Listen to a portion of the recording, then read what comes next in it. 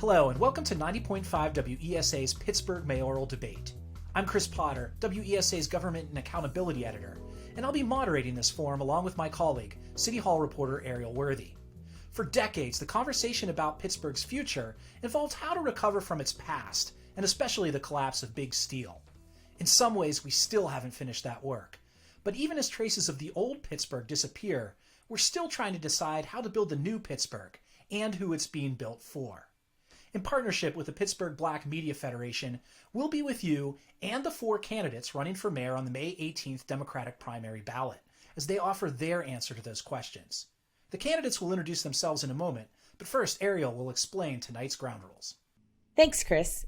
The candidates on the ballot are the incumbent Mayor Bill Peduto and his 3 challengers, State Representative Ed Gainey, retired Pittsburgh police officer Tony Moreno, and Oakland resident Mike Thompson. Each of the candidates will now have a 1-minute opening statement and a 1-minute closing at the end of the hour. Questions have been selected by Chris and I. Some will be directed at all 4 of you, while others will be directed solely to specific candidates. All answers will be limited to 1 minute each. Candidates may be given a 1-minute rebuttal opportunities at our discretion. But we now begin with opening statements and working in alphabetical order. We start with Ed Gainey. Mr. Gainey? Good morning, and thank you for having me. My name is Ed Gainey. I'm a candidate for mayor in the city of Pittsburgh because I believe that we could have a city for all, and I want to help build that. I want a city where we all have opportunity and we have access to the things that's going to help all of us grow. The only way as a region that we're going to come together is if we work together, plan together, and make sure that we're creating a city where everybody has opportunity, where they don't have to leave Pittsburgh. They can stay right here. We have a lot of disparities that we can turn into opportunities. And I'm running for mayor because I want to see a city for all. Thank you. And we'll now hear from Tony Moreno. Hello, everybody, and thank you for having me. My name is Tony Moreno. I'm running for mayor in the city of Pittsburgh and asking for your vote and support because we need to bring this back to neighborhoods first. We've experienced tremendous growth, but it's come at a human cost. We have shut people out of the ability to have the opportunity to grow with the rest of the city. We can all be one together, and the reason I'm the one to choose is because I've been a part of the community. I've been an active part of what we do together instead of working from a political point. I've worked from inside the neighborhoods and inside our communities. I have taken the approach of go listen to what our neighbors say and then fix the problems from their point of view instead of putting political answers on people problems. We need to put people answers on people's problems. So that's my greatest strength, is being out in the community and being a part of the neighborhood. And that's how I'm going to bring the leadership back to the city of Pittsburgh. Thank you. Thank you, Mr. Peduto. Thank you, Ariel. And thank you to the Black Media Federation and to WESA for putting this together and giving the people of Pittsburgh an opportunity to hear directly from the candidates. I've dedicated my life to one thing, and that is the city of Pittsburgh. During the 80s and the 90s, when I watched my family and friends leave, I knew there was something worth fighting for. And I went to work and learned about city government and the role that city government can play in improving the lives and the communities of our city. These past 7 years, we've turned a corner. We've been able to make improvements in almost every key indicator within the city of Pittsburgh. But our work's not done. It's far from done. There's a lot more that needs to be done in order to build a city for all. And I'm running for re-election to do just that. Mr. Thompson, you're up. Hi, I'm Mike Thompson. I'm running for mayor. I'm a renter. I live in affordable housing, and I'm concerned about where the rest of us are going to live. We build only luxury housing for those who can afford it. The rest also need somewhere to live. We need to re-examine how we do development, okay? And when developers offer you money, you have to say, no, I don't want your money in my campaign. And then when they come asking for money later, it's important to say, no, we're not giving any tax breaks or tax incentives to developers. We need that money to fix our roads, to fix our parks, to improve our schools. We have to get back to basics in that we are the government and we take in taxes and we don't give out tax breaks to the wealthy. We have to focus on giving good services and we have to say no to tax breaks and focus more on people, and renters are people. Thank you, candidates. We now turn to the question and answer portion of the debate. Remember, your answers are limited to 1 minute long, and if you go over that, you may be muted at our will. The first question is this. It's been over a year since the coronavirus struck, and the response to it has shown the strengths and weaknesses of governments all around the world. What lessons has the virus taught us about government in Pittsburgh?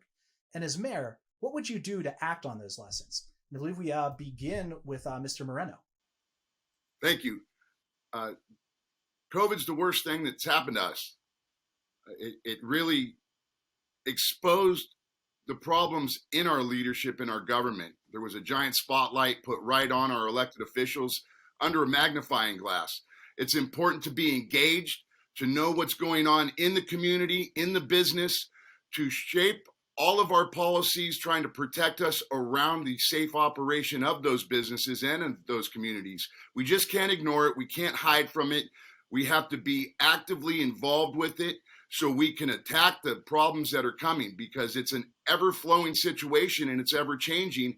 And unless you're there on the ground, involved, hands-on, you don't know. You can't just make a blanket policy that addresses everything the same way. You need to have your ears open, your mouth closed, and listen to what's going on, and then make it priority to push those things that'll help everybody. Mr. Peduto, the question to you. Yes, coronavirus is one of several crises that we have faced over these past 7 years.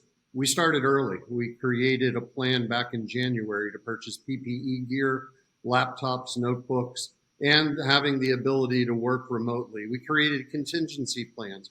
What would it look like if our environmental services were down 40%? What would it look like if 25% of our police officers couldn't report for duty? And then we created different opportunities. We rented out hotel rooms to be able to quarantine our workforce.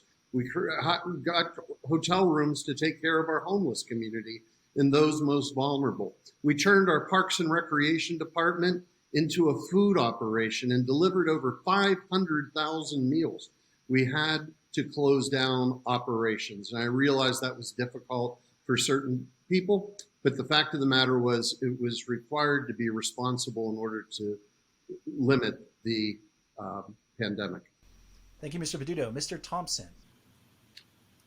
Well, I think one thing we've really learned is that we have to be more flexible, more nimble, and more human. So the question is, what does the future of work in the city of Pittsburgh look like? We're not going to be all remote. We're not going to be all in person. We have to just have a human approach and see what the best situation is. I think when you walk into the mayor's office, we should have someone there to greet you. And, you know, when I have a staff meeting, I would like to see my staffers in person occasionally.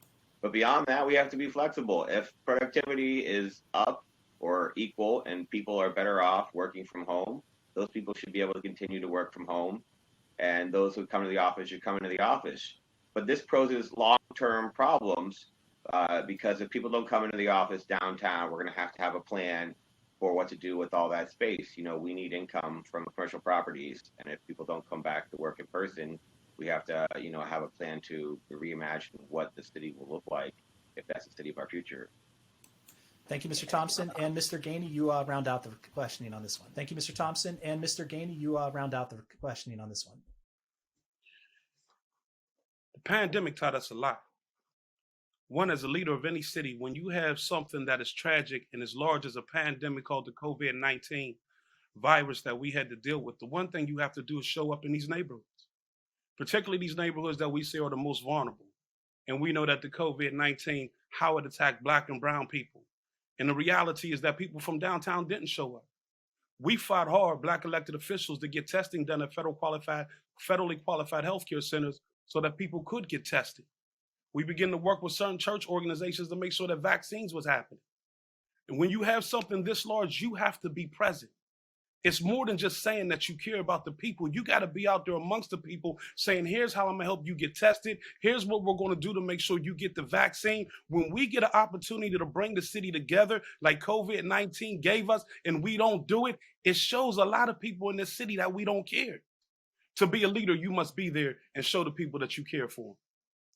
Mr. Peduto, Mr. Gainey didn't mention you by name, but I would say implicit within his remarks was a criticism of you and the administration for not being present enough.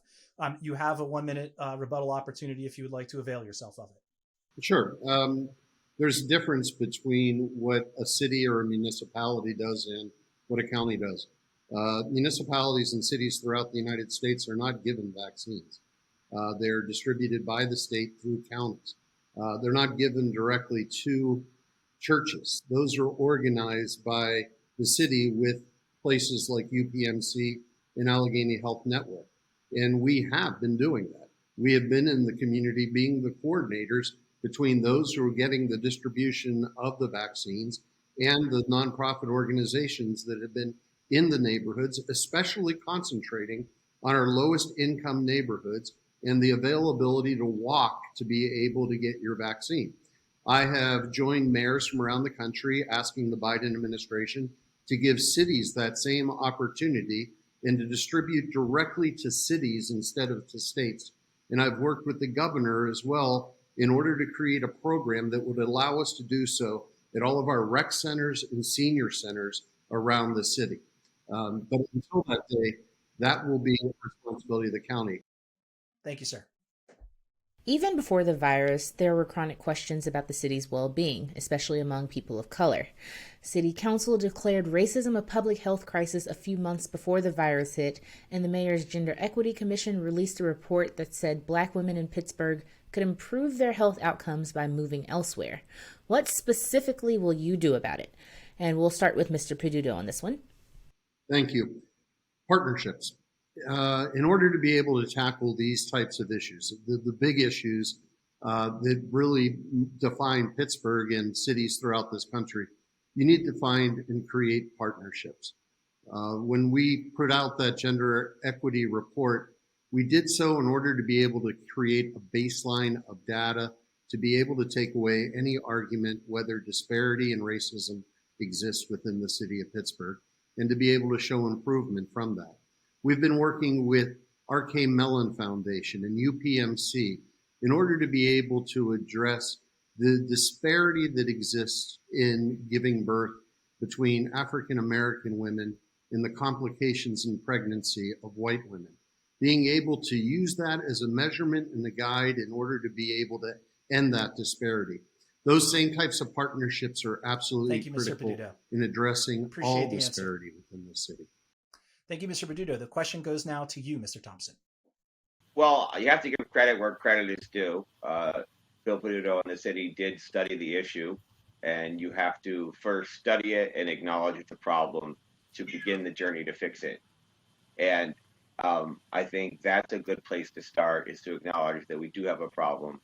Racism is an issue. It's much more difficult to be a Black woman in Pittsburgh than it is to be myself, a white man. That's just a fact. And I think, not enough people in the city, outside of city government, have necessarily, acknowledged how bad the problem is. Certainly, I think the solution would be, a community-focused approach. We have to do more on creating stronger community. The pandemic has taught us that we're all in this together, and, your neighbors and your neighborhoods matter.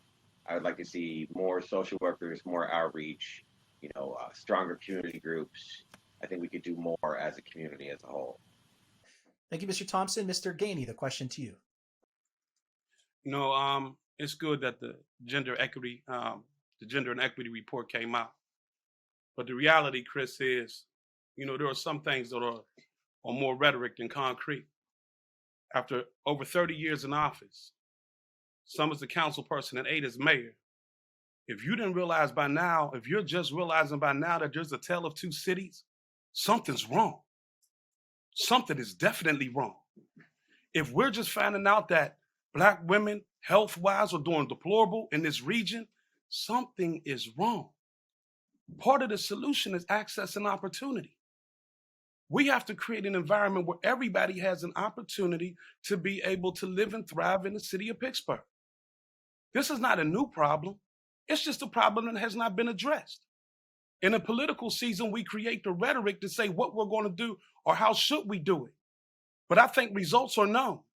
And if it hasn't happened in 8, it's not going to happen in 4. We need access and opportunity. Thank you, Mr. Gainey. Mr. Peduto, I'll give you another chance to respond if you wish to take it. I'll be very brief. Before we took office, there wasn't a Gender Equity Commission. There wasn't a report. There wasn't a baseline. We were the ones who created it, empowered it, got the information, got the data, and then worked on the recommendations from that commission. And we're in the process of implementing those recommendations and changes. You don't get from point 1 to point 5 without doing the hard lifting and the hard work in order to be able to establish it. Criticizing our administration for the gender equity report when we were the ones that created it and has been recognized by the United Nations as being one of the best examples in this nation is a hollow attempt to try and make something out of an issue that is very critical to this city and politicizing it for political gain. We're going to end this one with Mr. Moreno. This is a leadership issue. We are reactionary to everything we do. We should not have to have an equity report. This is where the political aspect from our elected officials come in. We should already know these things, and you should know these things by acting amongst the community itself. You should know that there's not access to health care, that there is not an education to how the health care that is available works. Some of these communities don't even realize how to operate with a PCP. If we give access, then and put it to use through education, they'll get the health care that they need. If we listen to the community and we dwell amongst them, we work amongst them and we listen to the communities we serve, we won't have to gather a group of people to tell us how we should be operating. We need to lead from the front and not be reactionary. We should know ahead of time before a pandemic hits or before there's a crisis that those things are necessary. And that's where I come in the leadership role. Thank you, Mr. Moreno. We move on to sort of a broader question about fairness with respect to city services. It's a perennial complaint that places in the West End and in the South Hills complain about being forgotten, as we saw this past winter amid concerns about snow plowing. Black communities all across the city, meanwhile, have complained for years that there have been persistent disparities in things like streetscape improvements. What would you say to residents who feel this way today, and what would you do for them if you're given a 4-year term? We begin this round of questioning with Mr. Thompson. These are complaints I hear a lot. I know specifically the 31st Ward, when I was campaign manager for Kim Kaplan, she ran for city council in 2015. We spent a lot of time with those folks, and it's just one of the many wards that feels kind of overlooked and forgotten, and not enough people from city government and the city come out there and, interact with them, meet them, listen to their concerns. And it's kind of emblematic to some of our more forgotten and neglected parts of the city. I live in South Oakland. We've only had a neighborhood association for a few years. We were pretty happy when the mayor stopped by and he gave an award to one of our longtime residents, because we hadn't seen much of the city in the previous administration. I mean, that's a good example of how you have to do more outreach. And I think we have to show up in person more often, and we need to help create stronger communities and community groups in some of these neighborhoods. Thank you, Mr. Thompson. The question to you, Mr. Gainey.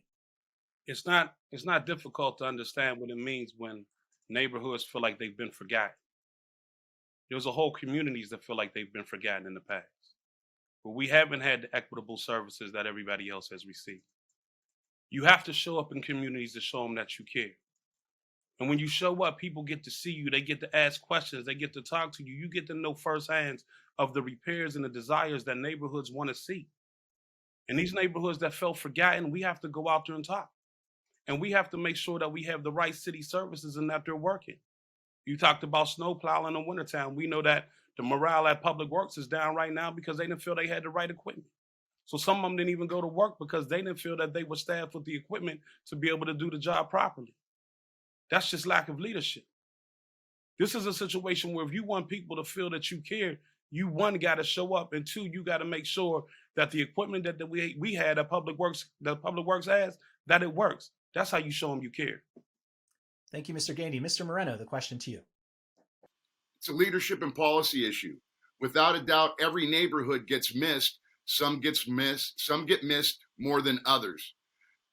The important thing to do is go to those neighborhoods and listen to what they need. Not everybody needs the same thing, but everybody deserves to be listened to and prioritized. If we direct where people need services, they won't complain because they're getting the services they deserve. When you make a budget that's only 9% of public works, it's a tell. It shows the city how you feel about it. If we increase the services to all neighborhoods the same way, everybody will feel like they're being treated with dignity and respect.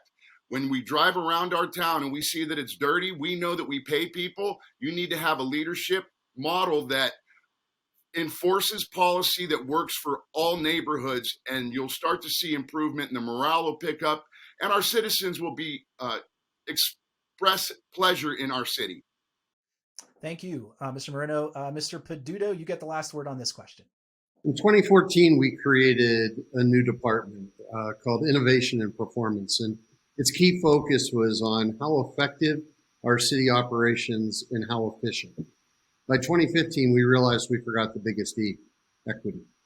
And we were the 5th city in the United States to create a Bureau of Equity, one that would look at every department, one that would hold every director responsible, not about creating equal, but equitable.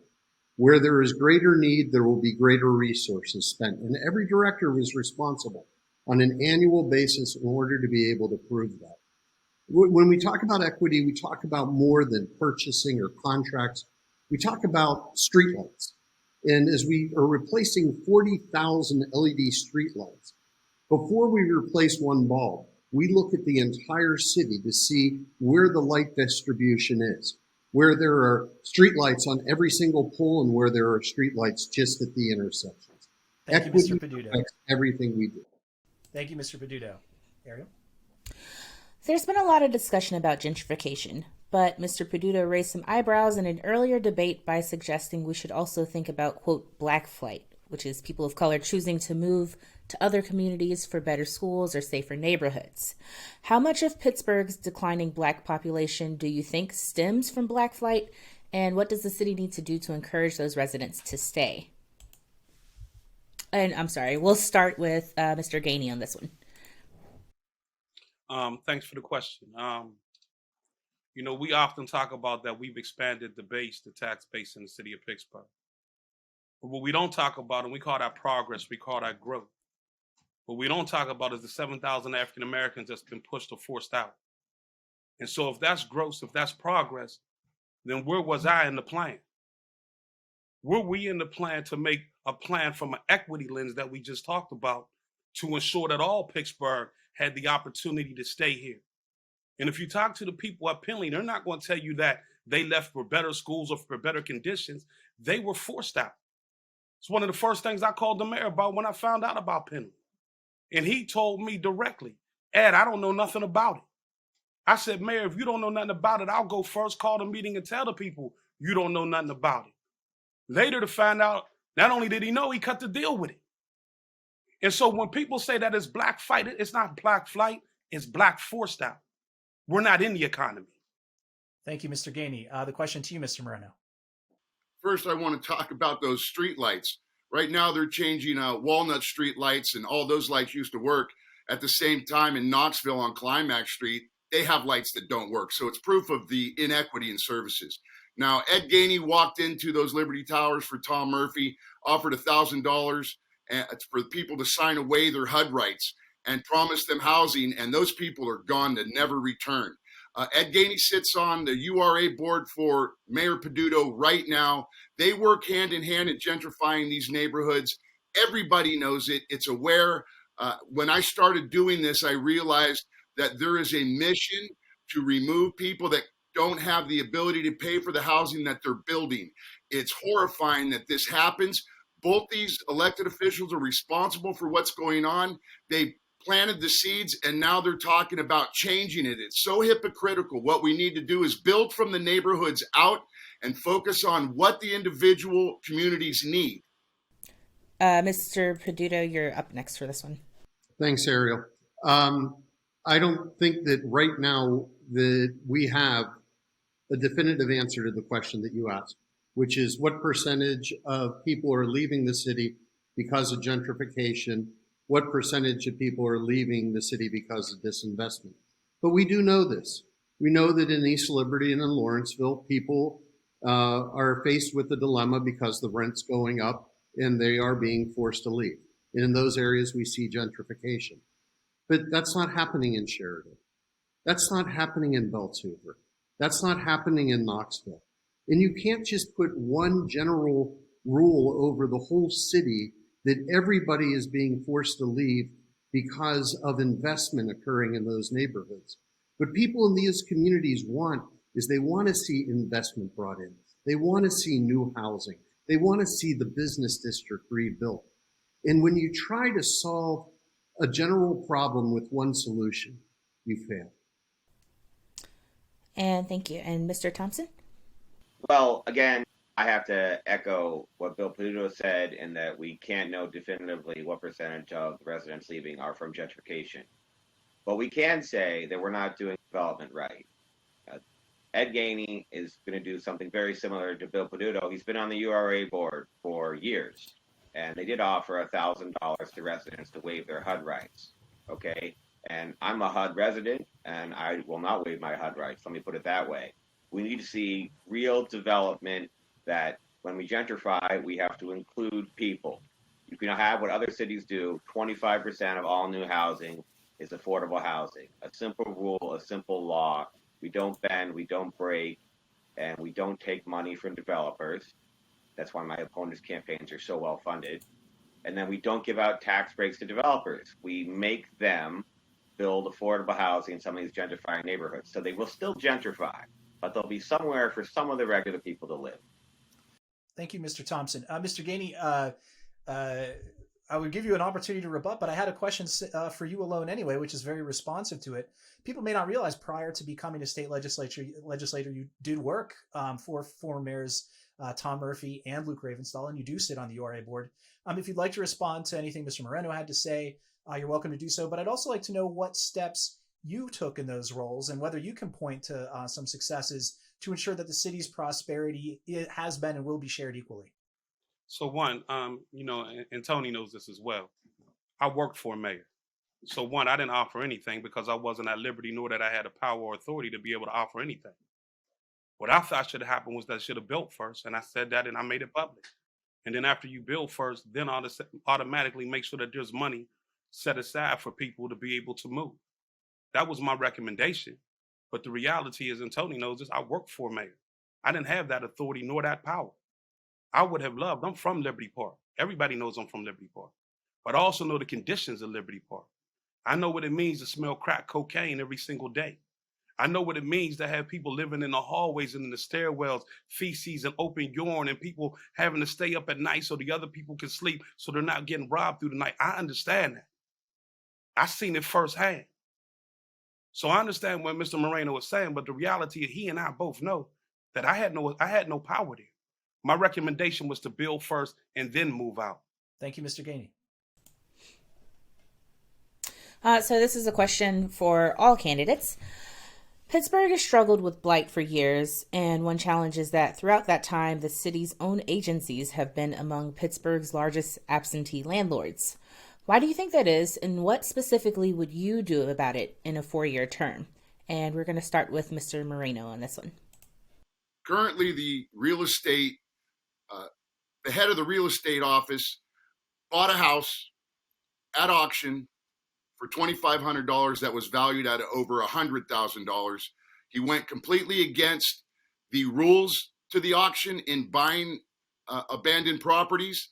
He got caught and not one thing happened to him. Everything we see here right now is intentional. They intentionally allow auctions for residents to expire. They allow developers to come in and buy properties at below market value.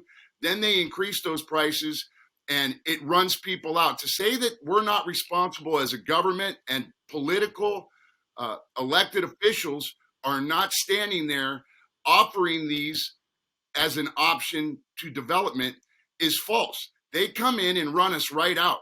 There's no way that you could develop this way and not provide for the people that already live there. It's called gentrification, and our political leaders are active in doing it. Thank you, Mr. Moreno. Mr. Peduto, you're up next. Thank you. Let me put it in priority. Number one, we need to move the land bank into the URA and utilize the power of the URA in order to be able to capitalize on blight and turning it into opportunity. And that was fought by City Council because they were afraid that the URA would take over control and there wouldn't be the control of council. Council now realizes we have to change that. Number two, we have to change the state law. And we have to be able to clear title on these properties and not allow it to go to speculators just because they're willing to put an extra $1,000 in on the bid. These properties need to be used through a neighborhood land trust. And number three, we need to be able to recognize that there is a mismatch right now between affordable housing needs and vacant and blighted properties. And we need the federal government and HUD to allow us to begin to use vouchers that pay rent in order to be able to pay mortgages and create equity and wealth within our neighborhoods. Thank you, Mr. Peduto. And Mr. Thompson, you're next. Well, I would definitely agree there's a mismatch between renters and available property. I would like to see large programs that help low-income homeowners get mortgages. Like the Oakland Planning and Development Corporation in my neighborhood has a program to help low-income renters become homeowners. And certainly we have a lot of properties that we own, and there are many renters in the city that with a little help could become homeowners for a similar price to what they're paying. And I think we need to do more to kind of help along low-income renters to become low-income homeowners. And, you know, they have the resources. Often they're paying a comparable rate, and it will be nice to see an ability for them to actually, you know, move into home ownership and take care of a home for about the same price they're currently paying in rent. And we will end this one with Mr. Gainey. There's a lot of opportunity there. We need to work with community development corporations in the area to be able to talk about what they want to see in their neighborhood and how we can make it and how we can make that happen. That's number one, is just working with the community development corporations, make it more neighborly so that we're building into the fabric of the neighborhood and not just gentrifying it. We have that opportunity. We also have opportunity to have more green spaces, because we understand that we're not going to have to populate everything with housing, but we can make a community beautiful or a neighborhood beautiful by just making sure that we have adequate green space so that some of those vacant lots can turn into something that people can sit down, talk, congregate, and be able to be around each other. But we haven't moved on it at all. There's been absolutely nothing. Been a lot of rhetoric, a lot of conversation, but we haven't seen any plans that really talk about how we address the land bank and what we got to do to ensure we're working with neighborhood groups. At the end of the day, that's important, and that's growth in the city of Pittsburgh. Thank you, Mr. Gainey. We're going to take a couple questions on policing now. Pittsburgh's Police Citizen Review Board is over 20 years old. What, if anything, should be done to improve it? And more broadly, what, if anything, should be done to change the way the city handles officers that have a history of public or disciplinary complaints? And we begin with Mr. Peduto on this round. Thanks. So a lot of the rules, almost all of the rules actually, that pertain to the Citizens Police Review Board and to disciplining of officers are found under Act 111, a state act that limits the ability of municipalities to have the direct role that I have for any other city employee. And there's a reason for that. Police officers and firefighters can't strike. And in return, these are the rules that the state negotiated. Looking at the Citizens Police Review Board, over the past 7 years, the number of complaints against Pittsburgh police officers has gone down. The number of lawsuits against Pittsburgh police officers has gone down. The number of violent crime and homicide has gone down. And there's a direct result from this. It's the training that we've been putting in. It's the ability to be able to work with our officers to de-escalate situations. In all of last year, in all of 2020, there were only 2 times that an officer took his weapon out and fired it. And after both times, it was after they were fired at first. Good. And the question now turns to Mr. Thompson. 111, but he doesn't talk about how we work around it. Act 111 is a 1968 state law that handles collective bargaining unions, and basically, since they can't strike, it says how unionized officers have to act. And we need to, of course, overturn the law that requires a Democratic Pennsylvania legislature, and that is not what we have. And unfortunately, I don't know if they will have that anytime soon. So you have to say, what can we do? And what we can do is we can de-unionize the police force. If we get rid of the police union, we don't have to worry about Act 111. We can sidestep it. And then we can fire all of these bad officers. And then the mayor has control of the police. Now, we're an old city. The mayor used to have control of the police. And in other cities, the mayors do have control of the police. And there are other models. So we should fire all of those officers with disciplinary histories, and they should stay fired. And the only way to do that is to get rid of the police union. Thank you, Mr. Thompson. Mr. Gainey, your response. You know, we can hide behind Act 111 or arbitration if we want to, but here's the reality. Here's the reality. We talk about homicides being down. We seen what happened last summer in the park where peaceful protesters were pepper sprayed. Pepper spray. When we had a chance to bring the city together to talk about something that really matters, we didn't. We had a public Facebook posting with police officers from the city of Pittsburgh talking about how deplorable Black Lives Matter is, how deplorable LGBTQIA members are, and we heard nothing from downtown. There was a Black police officer. They said that if she called for backup, said she shouldn't have nobody come to her aid. Nothing from downtown. A couple months ago, you had a police officer on his Facebook page, 2 Black girls pointing guns at each other. If we don't clean that up by firing them and don't worry about the arbitration to fight it, we can't have a police community relations that's making sense. Thank you. And this round of questioning ends with you, Mr. Moreno. Thanks. Act 111 can't be touched, and every union member, anybody related to any union member, should listen and listen very well that Act 111 protects workers. Now, Civilian Review Board has a budget of $650,000. Every year, they receive about 290 complaints on average. In the last 5 years, they've only investigated 7 of those. Out of those 7, in the last 5 years, they had one public hearing, and it was related to a court case that was already settled from 2015. So this is a complete waste of money. They do nothing positive. We give them hundreds of thousands of dollars. My response to the change would be put it in the hands of our elected officials, in our council people, make them responsible and answer to their communities. Spend some of that money so they can investigate and then give it to the DA's office. There's real responsibility that could be had here for public oversight. Thanks, Mr. Moreno. And this is actually a good segue to the next question, which is just for Mr. Peduto. In the past year, there have been a lot of criticisms of police and how they handled last summer's Black Lives Matter protest. What have you changed about how policing is done in Pittsburgh as a result of those protests? Well, the first thing I did is I took the people who were in charge of command out of command, the ones that had the decision-making on what the necessary use of force would be.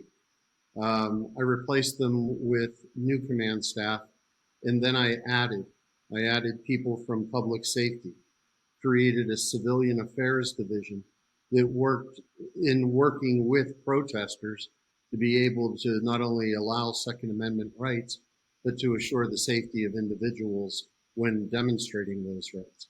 We worked in order to have representatives, both from my office and the community in the room as decisions were being made on the necessity of escalation of force. And we took a position where we stood down after certain incidents unless there was a physical harm that was recognized and not a harm to a building or a structure. Thank you, Mr. Peduto. Mr. Moreno, a question directed simply to you, directly to you, because you are a retired police officer. What do you suggest be done with officers who have repeated disciplinary issues? I believe I've heard you say previously they should sort of be taken out of public circulation, given more administrative tasks. which would, of course, still have them on the city payroll. I'm curious, is that good enough? And does that not speak, perhaps to Mr. Thompson's point, that the union, the police union, maybe has more power than it should when it comes to a critical public service like policing? 1 minute. The police union simply responds to actions done by the administration. If an officer can't be fired, he can't be fired. And that's because he hasn't done anything illegal.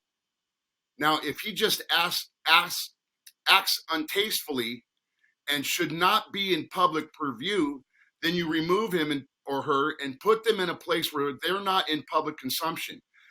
You can't police bad manners, but you can take them out of the area where they're committing infractions against the public. That's the majority of the complaints that happen through the Civilian Review Board, and it's not addressed at all. We do not have any kind of training that goes towards public service or community relations in how we respond to the individual citizen. We need a customer service training. We need to show our officers that we have to be trauma informed. We can't just fire everybody because they have bad manners. We have to address it. Okay, yeah. So this is a question for all of our candidates now. So, there's been a national debate about whether it's time to spend less on policing and more on housing and efforts to fight poverty and deliver social equity. Locally, though, between 2013 and 2020, the city's budget for police has increased by more than 50%. The city now has about 900 officers and will spend $106 million on policing this year. Public safety officials have said they finally have enough police to patrol the streets and that cuts would likely affect community outreach first. So my question is, what's the ideal size of the police force and its budget compared to where it is now? Would it be half as large or twice as large? And we're going to start with Mr. Thompson on this one. Pretty simple. You have to reevaluate emergency services. When you call 911 and you break your leg, we don't send 2 cops with guns. We send an EMT. You need to do the same thing for other issues. Okay, if you have the worst day of your life and a mental health crisis, send a social worker. There's no need to send an armed police officer. Okay, and you use the money from the police department to hire social workers and mental health outreach personnel. Okay, and then when they show up, they are not armed police officers, social workers. They know how to de-escalate. They don't see threats where there are no threats. People keep on dying because they send armed police officers on mental health cases and they shoot and kill the individuals. And we can't allow that to happen. And that starts by reevaluating the budget and who responds when you call 911. Thank you, Mr. Thompson. We next go to Ed Gainey. Budget should be reflective of how we want to build police and community relations. So there's a couple things that we can do. One is, let me start with the third one. And one is making sure that we have social workers go out on calls. I think that's critical. We can de-escalate a lot of the things that's going on out here right now if we had people that could de-escalate things, because that's what they're trained to do, particularly on calls that don't really need police to go out there. That's one way. The second way is we could talk about how we stop over-policing in communities. This is a staggering statistic. In 2019, based on the Pittsburgh Bureau of Police, 2019 stats, as crime is down, violent homicide is down, 63% of arrests is African American. That's just over policing in neighborhoods, and we can change that. There's no way that we can be working on a better police community relations and 63% of African Americans are going to jail. Something's wrong there. It's wrong. Thank you, Mr. Gainey. Mr. Moreno, you're next. Well, when you look at the police budget, it's separate from the other 3 entities. Public safety is the number one responsibility we have to the city and the citizens. It's keeping our citizens safe. It's how you manage that. There's the fire bureau, the medics, the crossing guards are in there. We have to responsibly spend that money. We sit at about 950 now. We were up to 1,011 officers. It's how they're used that's important. What we see is the government right now pulling a fraud on the citizens. They came out with a commission and recommendations from the 23-person panel in police reform, and most of those things are already in use. We are the state model for crisis intervention. I teach de-escalation in that class. It is the leadership's unenforcing the policy in place that you see the problem, and we need to change that. And that's where I'm specifically in tune with how those changes need to happen. Thank you, Mr. Moreno. And we're going to end this one with Peduto. Thank you. So the question is the budget and policing. When we came into office, Pittsburgh Bureau of Police was using tactics such as jump patrols, where officers would jump out of vehicles and ask people what they're doing. We had programs where officers were doing stop and frisks. We changed that.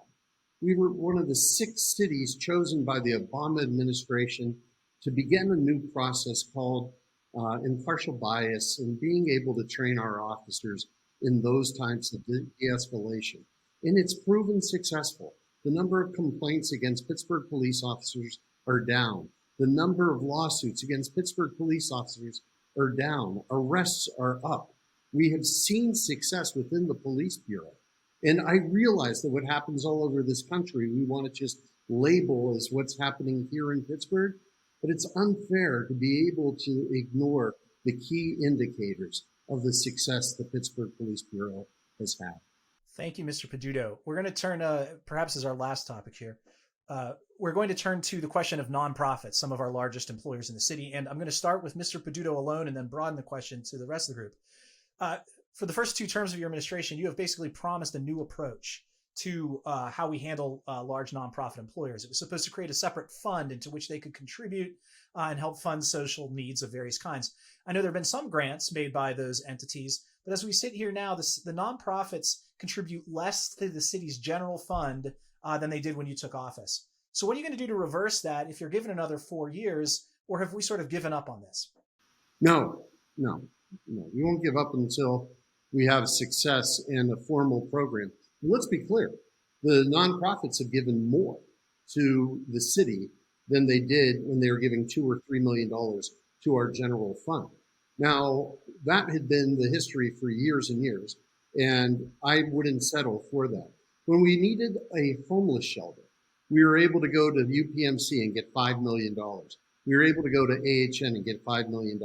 When we needed a workforce development center in Homewood, we were able to go to the University of Pittsburgh. We're partnered with Carnegie Mellon on countless of tens of millions of dollars that have all come back into the community. What we need is a formal organization that recognizes that as a commitment over a number of years. And to be able to tackle all these big issues that we're talking about and all these solutions, it can't be solved by city government alone. It has to be a partnership, not a lawsuit. So this question is to the other candidates. The truth is that no administration has gotten more than a few $1 million a year in payments from nonprofits, which is a drop in the bucket considering these are some of the region's largest employers. A lawsuit from the Ravenstall administration filed against UPMC's tax exemptions generated a counter lawsuit and promised years of litigation. Why should we think you'll have better luck as mayor? And we'll start with Mr. Thompson on this one. Well, I don't think we're going to sue them. I don't think that's the correct approach. A lawsuit could start in my administration.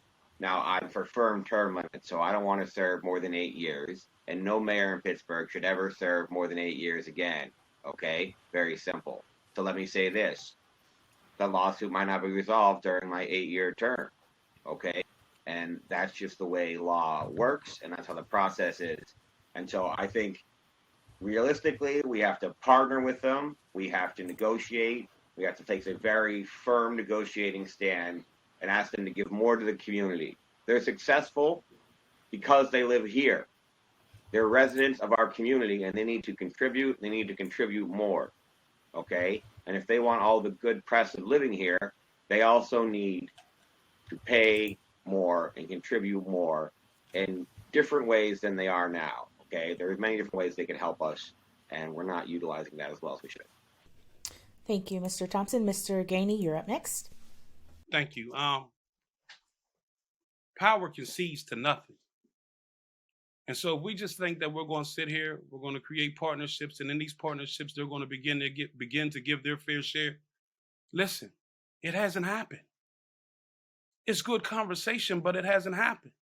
So if we say we're going to go to court to try to challenge their nonprofit status, and we know that it could get caught up in litigation, and that litigation could last a long time, something has to begin. To continue to have these conversations and nothing is happening, and then we come here and we say they partner with this, they partner with that, but they haven't paid their fair share. They haven't let people unionize.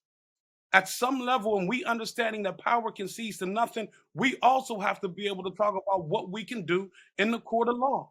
And whether that gets resolved under my leadership or the next leadership, we begin something to bring this city together.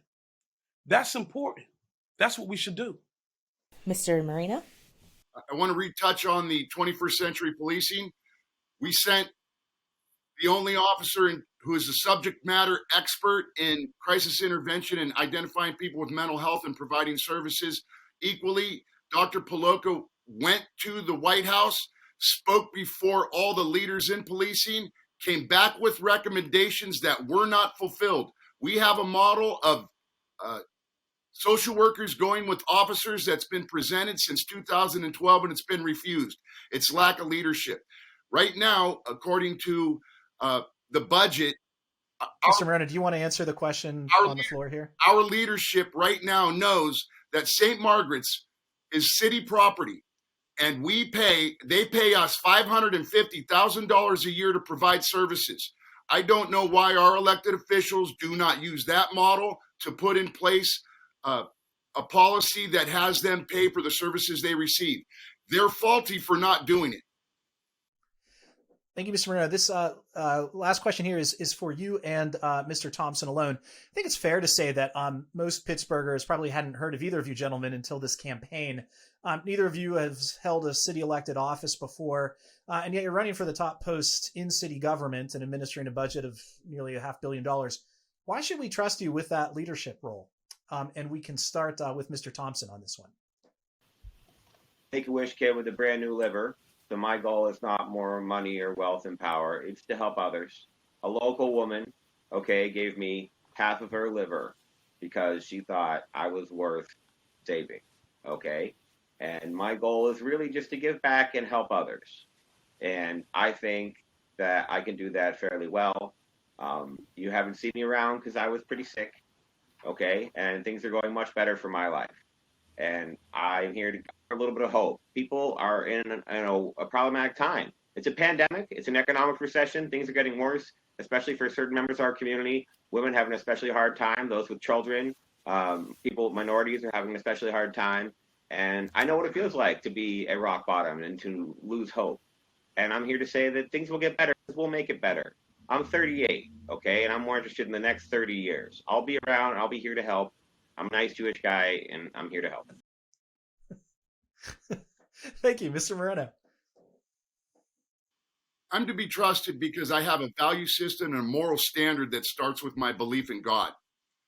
I have sworn myself to this country, and I've sworn an oath to this city to protect it with my life. I do not believe that our leadership currently, politically, serves us in the citizens' best interest. It's because they've only done politics their entire career, and that's how they know how to operate. I don't know them personally, but I know how they act politically, and it's not in the best interest of our citizens. I'm not new to public service. I'm just not an elected official. I've traveled all over this city. I've made relationships all over this city, and that's why I'm doing so well. That's why I find myself winning this election. That's why I find myself ahead in this, even though I've never been in this. I'm moving these politicians to do things they've never done because I represent the city of Pittsburgh, and I don't represent myself in this. I'm not working towards anything but saving the city. I'm coming out of retirement to do it. That's why I should be trusted. Thank you. Thank you, Mr. Moreno. So that concludes the question and answer period of our debate. And we now turn to 1-minute closing statements, and we will go in alphabetical order again, and we will begin with Ed Gainey. First, I want to thank everybody for having me today. I appreciate it. We can't build a city on broken promises. We were promised better police-community relations. That never occurred. 63% of African Americans are going to jail. It never happened. We were promised more affordable housing. It never occurred. 7,000 people displaced or forced out of their community. We were promised a better situation when it comes to everybody paying their fair share with nonprofits. Never happened. We were promised in the gender equity report that there would be things that would happen. And after 38 years in office, we didn't need a report to know that action has to be taken now. It never happened. Public works, the morale so low, the equipment not there, it never happened. We need a leader that's going to go to work every day to improve this city. Every day to make this city the best it could be for everybody, for all. A vote for Ed Gainey, and I'm asking for your vote, is a vote to make Pittsburgh a city for all. That's what we can deliver.